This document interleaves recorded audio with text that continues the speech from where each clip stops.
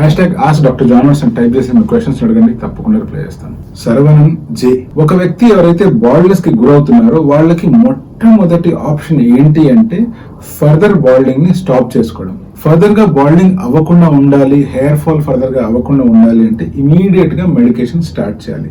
So bald అవుతున్న person లేదా early baldness stage లో మనకు అన్నిటికంటే బాగా హెల్ప్ చేసేది ఏంటి అంటే మెడికేషన్. ఒకవేళ ఒక వ్యక్తి బాల్డ్నెస్ గ్రేడ్ 1 దాటిపోయాడు, గ్రేడ్ 2 లో ఉన్నాడు లేదా 3 దగ్గర ఉన్నాడు అన్నప్పుడు అటువంటి సిచ్యువేషన్ లో medication plus PRP or stem cell or dermaroller కొంతవరకు హెల్ప్ చేస్తాయి. అగైన్ ఇదంతా ఈచ్ పర్సన్ కి ఉన్న స్కిన్ అండ్ ఆ బాల్డ్నెస్ ఏరియాని బట్టి డిపెండ్ అవుతుంది. కొంతమంది ఫాస్ట్ గా రెస్పాండ్ అవుతారు, కొంతమంది చాలా స్లోగా రెస్పాండ్ అవుతారు.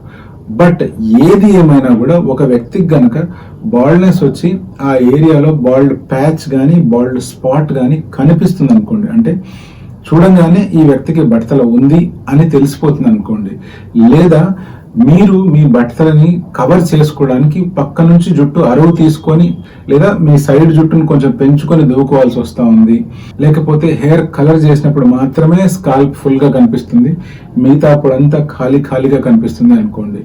అటువంటి సిచ్యువేషన్ లో మీకు జస్ట్ మెడిసిన్ సరిపోదు.